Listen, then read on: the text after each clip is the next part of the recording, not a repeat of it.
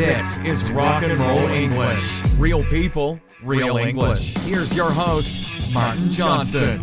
Hello everyone and welcome to another episode of Rock and Roll English. Episode number 185, baby. Oh yeah. In today's episode, I speak to Dan the Man about Hungary, the country, and also the capital city, Budapest. Why? Because I'm going there next week. Very simple. So make sure you follow Rock and Roll English on Facebook and Instagram because there may be a couple of nice pictures next week. And one more thing I want to tell you is that I have edited the podcast. Obviously, I have to listen back to make sure everything's all right. And I noticed a few strange sounds.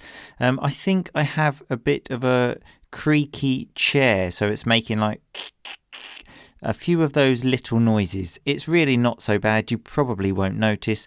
But as you know, if there's one thing that I love in the world, it is audio. So I will try to make that better next week. In other news, yes, the website still has problems. Yes, I am still trying to fix it. I apologise for that as well. And one thing to look for in this episode, I make two mistakes in the episode when speaking. Obviously not intentional. One is a grammatical error and one is basically me inventing a word. Try to listen for them, see if you can understand. Then we will talk about it at the end. But here is the episode. Happy listening. Dan the Man, how are you today? I'm good, how are you? Well, I would like to say always fantastic, but the first Monday where we are officially out of Europe, Dan. How does that feel? Not good. Yeah. There we go. We've really started on a positive there, but don't worry. The only way is up, Dan. Okay. Anyway, how do we usually start the show? With a review. Do you think we have a review? Yes. Yes, we do. I'm sure you're going to like this one, actually. It's from someone called Kurdish Kebab. I really do apologise if the pronunciation is not correct. And it says, "Hi, Mr. Rock and Roll English and dear host Dan." Yeah, not a great start. I'm starting to think #Martin almost 40 was better. But anyway, it says, "I've listened to all of your episodes, even the unpublished ones," which I find that difficult because if it wasn't published, I'm not sure how anyone listened, but okay. Anyway, I fucking love your work and the days that I hear Dan's voice are always way better than the others. I know the dandy one is working hard for the IQ gap between the Dan and him. So I imagine I'm the dandy one. And I want to say, in the name of all of the Kurdish Kebab listeners, we really appreciate it. Keep rocking. Kisses from Istanbul. Thank you, Kurdish. That's a great review. I'm not 100% sure if his name is actually Kurdish because he's spoken about all of the Kurdish Kebab listeners, but I think that you are popular in Istanbul, Dan. That's the important thing. Do you know that's a dream come true? I'm sure it is. Anyway, thank you for the review.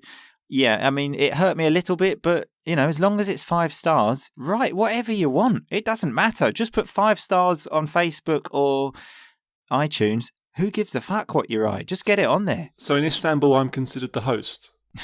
Well, I think sounds like you're the king of Istanbul, Dan. Another dream. Yep, exactly. Anyway, do you know what we're talking about today? Well, I asked you before the show and you wouldn't tell me, so... So I'm guessing the answer to my question is no. Correct. Okay. Kind of similar to the review in some strange ways.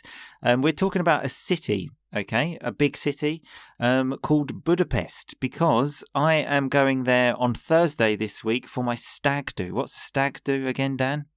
It's basically where you have a party for the men before the wedding where the man who's getting married dresses as a woman, a baby, whatever. I mean, I'm not sure the last bit of that was correct. But yeah, it's the party before someone gets married, because this is the only time I have free from work. So I will be there. Boom, boom, cannon, corporal coma. Dan the man has bottled it. So when you bottle it, you haven't got the courage to do something. Listen, I know you don't even want to go, okay? So that's a fact, but that doesn't get away from the fact that you have bottled it. So when I said there, it doesn't get away from the fact, I mean, it doesn't change the fact. The whole lads culture is not my thing, okay? And it's not mine, and that's why I don't want to go. But unfortunately, I am being forced into it. So anyway, I thought we could talk about Budapest. So one thing I read is that Budapest is big on art and culture, and there are over 100 museums in the city. Just what you want to do on a stag do, isn't it? You're like, whoa, let's go to the museum. Yeah, the Museum of Strippers. I think people know what strippers are, but just in case you don't, they're... Well, I was going to say women that take their clothes off, but you can have male strippers as well. But just in case Mrs. RnR English is listening, I will not be going there, okay? I will be going to the museums, looking at the paintings. Sure, maybe a painting of a naked woman, okay? Shoot me. What can I do about that? It is a stag after all. Exactly. Yeah, gonna go to the we're not going to a strip club, we're going to a museum where they've got pictures of naked women. With a beer, drinking a beer. There we go. And apparently it's an unlikely place for a beach holiday. My geography's not so good. I didn't realise there was a beach there. Did you, Dan? Not in Budapest. This is Hungary we're talking about. I didn't know. No, well, blimey. I've said it once, Dan, and I'll say it again. Every day is a school day, okay? Are you taking your speedos to the stag? Oh, I don't go anywhere without my speedos, Dan. So remember, speedos is in Italian they call it a slip, like basically pants as underwear. I'm sure I don't know the temperature at the moment in Hungary, but I imagine it's a bit colder than it is in Sicily. But yeah, I'll take my speedos. Sure, I will. Speaking of my geography, though, I had a fun lesson with not my children, my students that are children the other day. They had done their exam, so I thought, let's have a fun lesson. We played this game, and there was a quiz about capital cities, and then I thought, I'm going to play, and then I thought, I have to win this. How old are the kids first? Like 10, 11, I think. Okay. Some might be 12. And then I absolutely destroyed them, and I was thinking, oh yeah, have that, you 10-year-olds. So have that, take that. I won. It's a good way to destroy a child's confidence. Yeah. For example, there was one, capital of Brazil. All of them went for Rio de Janeiro. And I was like, oh, God, are you stupid or what? All right, what's the capital of Venezuela? I mean, I didn't go into that much detail, Dan, okay? I'm sure that's the only one you know. Well, one day we'll have a capital quiz, yeah? Sure. Next time I play with my 10-year-olds, I will invite you. Don't worry. And apparently Budapest has lots of thermal water springs, more than any other capital city in the world. Apparently you can, even now, in February now, you can actually go and stay outside in these thermal water springs that are like hot baths. Is that true, really? Yeah, it's true. I actually am bringing... Well, not my speedos, but some swim shorts. Seriously? You're going to go into the hot springs? Yeah, totally. So I bet you wish you were coming now, don't you, Dan? Martin, the thought of getting into speedos and going to a hot spring with you is not worth the flight. Speedos is not necessary, okay? Notice with that rock and roll grammar there, I said, I bet you wish you were coming now, Dan, as well. We'll probably talk about that a bit more at the end. But I'm quite glad you're not, because you've actually got a really muscly body. And if you were standing next to me in a swim costume, you would make me feel quite inadequate. That's not true. You're going to the gym now. You're pumping iron. Exactly. Remember, pumping iron, lifting weights. In fact, that's what I'm hoping. I'm hoping one of, maybe Corporal Comer looks at me and says, oh, wow, Oh wow, you've got some muscles there. You know, you can only dream, Dan. You can only dream. This is what you want from your stag, the other boys and men to look at your body and be impressed. You told me that it was your dream to be king of Istanbul. My dream is for one of my friends to say, "Wow, you have got some muscles." It could happen. It could happen. I can only dream, Dan. I can only dream. And then there was something else. It was a little bit confusing. So obviously I only did 5 minutes research, but apparently there are some famous lions in Budapest made by some architect. And apparently he publicly said that the statues of these lions were perfect. And then he said, if somebody finds something wrong with them, I will kill myself. What? Exactly. I thought, well, no one's going to say that, are they? No one's going to say anything. They're probably, even if they're shit, no one's going to say, well, you know, I don't think that lion looks so good, because he'll probably top himself. So if you top yourself, you kill yourself. You're going to go and find something, aren't you? Yeah, I'm going to say, oh, that eye of the lion doesn't look so good. I'm not 100% sure if this person is still alive, but I'm sure I'll find something wrong with it. I find something wrong with everything, Dan. Yeah, you've got the most critical eye in Europe. Well, he must be shitting his pants that I'm coming, and he must know if it passes the test, the Martin Johnston test, then he can be sure he has made a good lion. He's saying goodbye to his family as we speak. This is it. It's come to the end. Anyway, moving on from suicide. Yeah, exactly.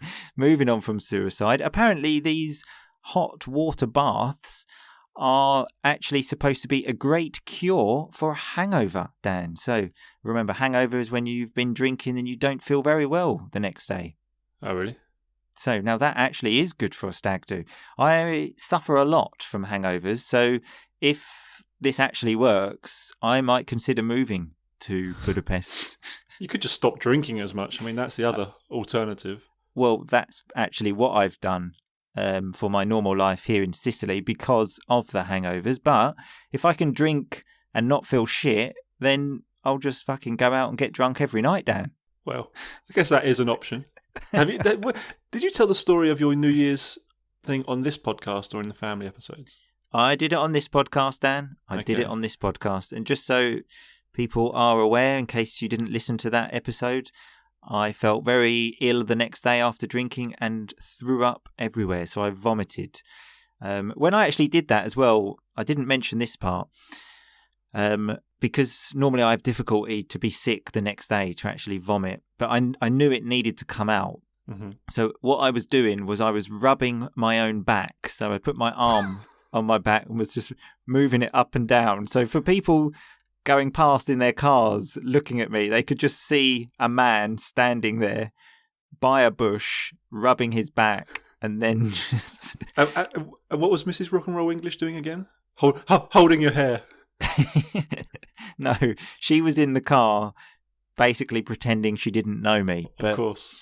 That's an old story, Dan. Don't rake up old graves, okay? So, you know, the graves are there. Let the people rest, okay? Let that story rest. Apparently Hungarians, which is the name of people that live in Hungary, obviously, are extremely inventive. Someone, Erno Rubik, in 1974, made the Rubik's Cube. Makes sense. His name was Erno Rubik. You like the Rubik's Cube, don't you? Oh, boy. Oh, boy. I spent a lot of time with a Rubik's Cube. I mean, I must admit, I watched a video on YouTube about how to do it and followed the instructions, but I was able to do it.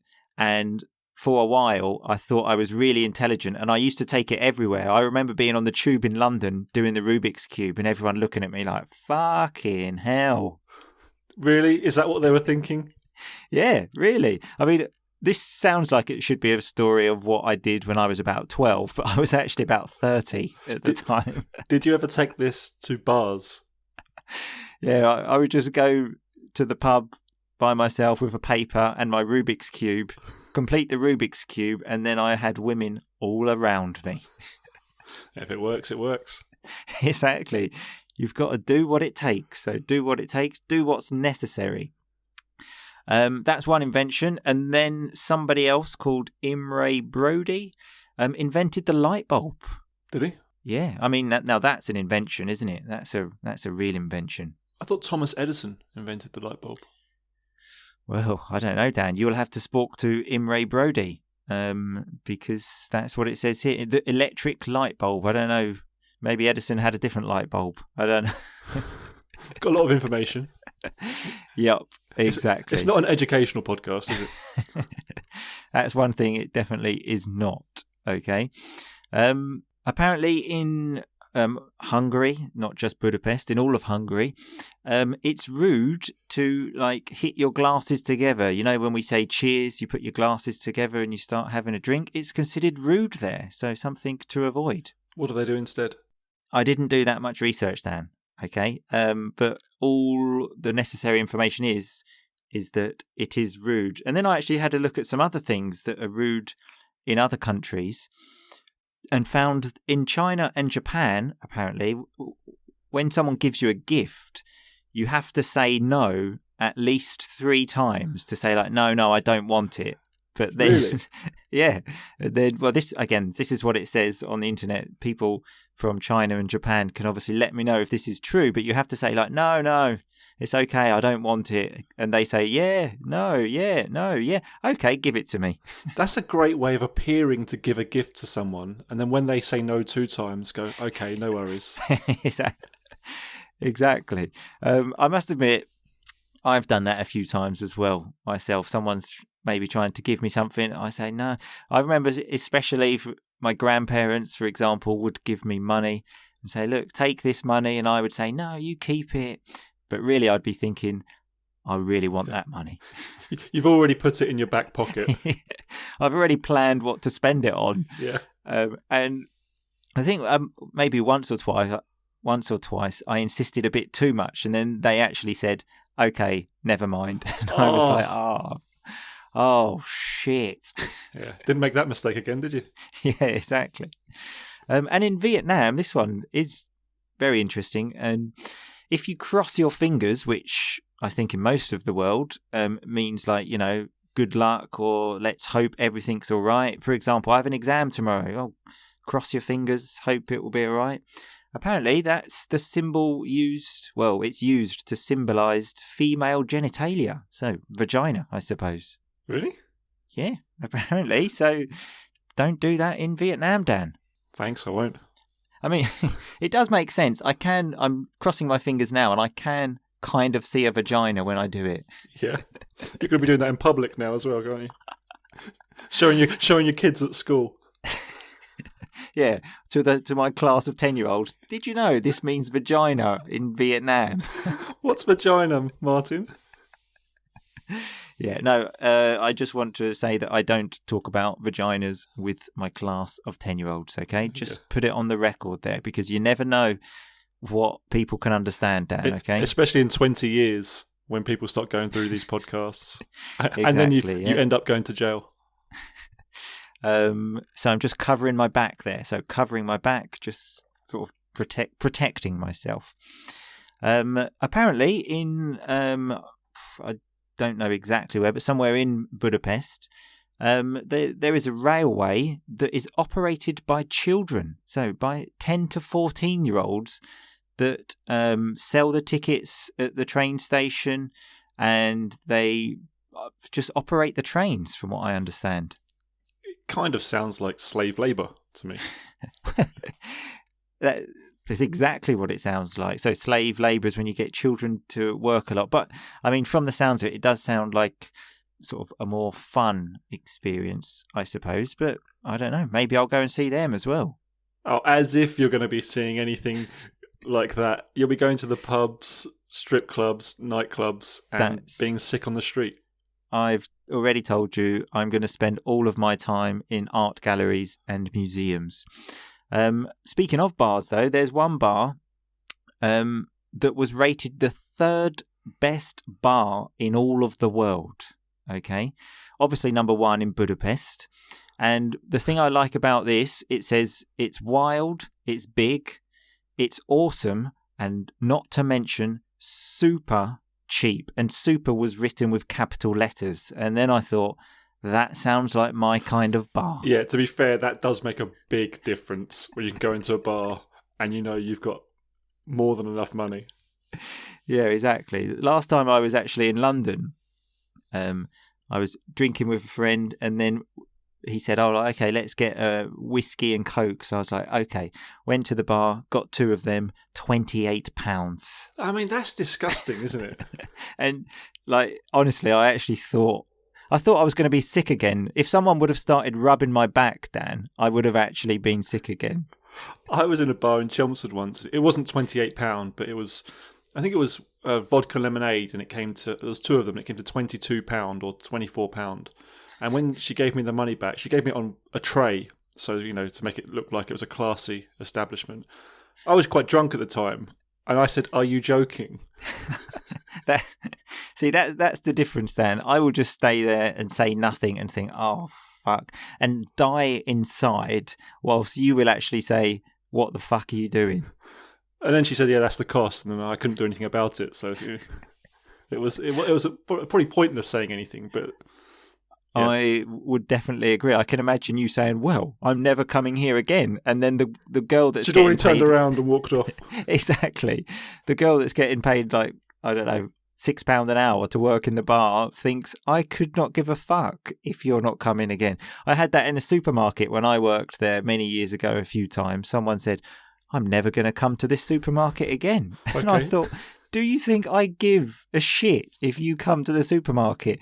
If you don't come, that's better for me because I have less work to do. Thank you. Can you remember when you'd be at work on a Saturday and you'd have no customers, and then you'd see someone come around the corner with a big trolley of food, and then your heart just drops? It's like, oh, God. Yeah. So, when your heart just drops, it's just that disappointment.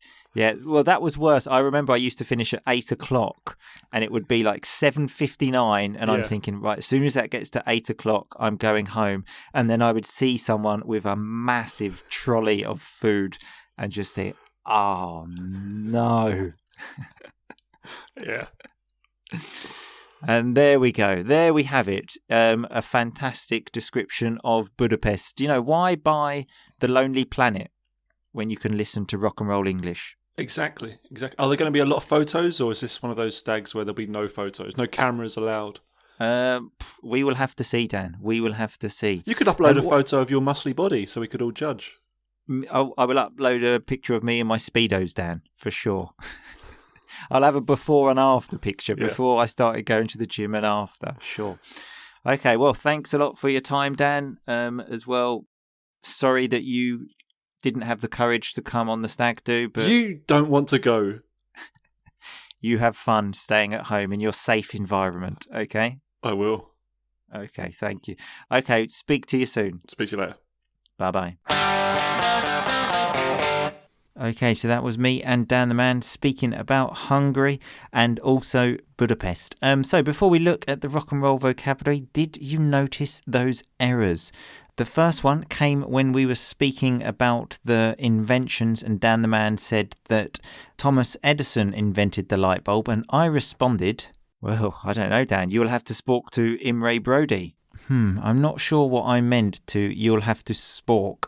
I think it was a combination between speak and spoke, which isn't the best, is it? So let's listen to the next one. If someone would have started rubbing my back, Dan, I would have actually been sick again. Notice there I said if someone would have rubbed my back.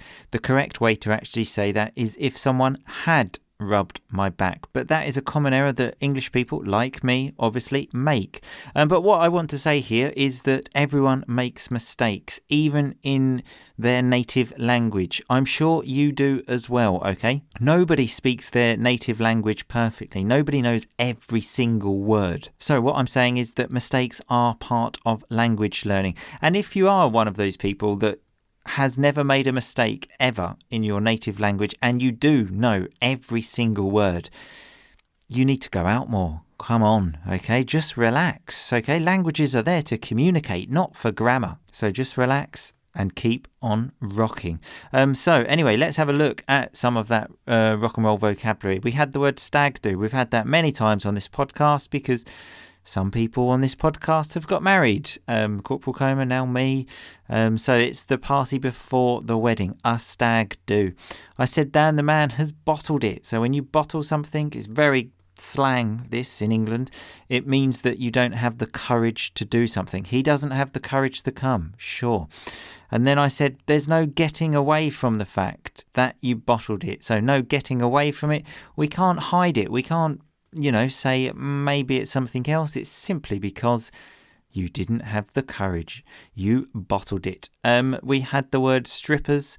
Remember, people that take off their clothes, men or women. It can be a verb, to strip.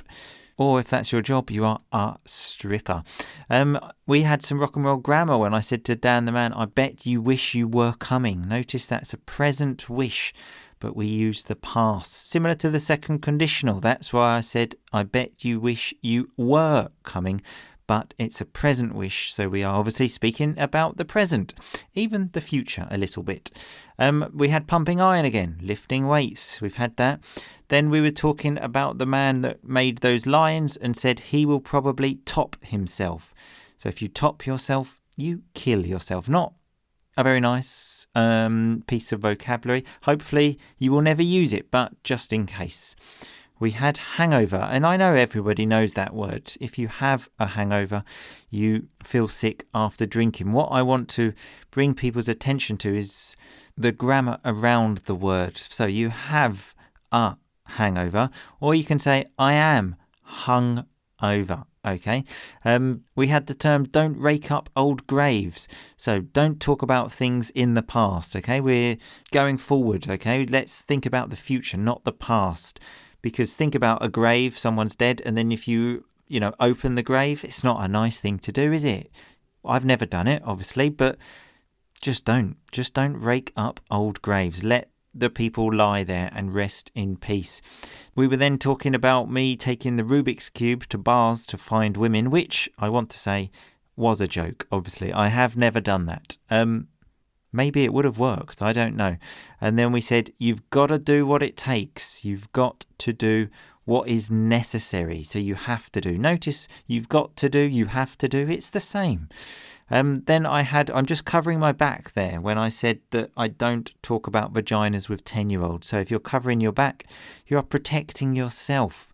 Slave labour was another one. Slave labour is when you get people, especially children, to work, or maybe you make someone work for 20 hours a day and you pay them 50p an hour. That's slave labour. Then Dan the man said when we worked at a supermarket and you saw someone with a big trolley of food, your heart would drop. So you would be very disappointed. Anyway, I hope you enjoyed the podcast. Remember to keep an eye on Facebook and Instagram for any pictures in Budapest. I will also be going to Rome next week if anyone's interested. But thank you everyone for listening. Remember, all of the rock and roll vocabulary is on the website rockandrollenglish.com/episode 185. Yes, there is a problem with the website, but yes, one day it will be resolved. Okay, thanks again for listening. I will see you next week, but in the meantime, just keep on rocking, baby. Thanks so much for listening to Rock and Roll English. For more great content and to stay up to date, visit rockandrollenglish.com and facebook.com/rockandrollenglish. We'll catch you next time.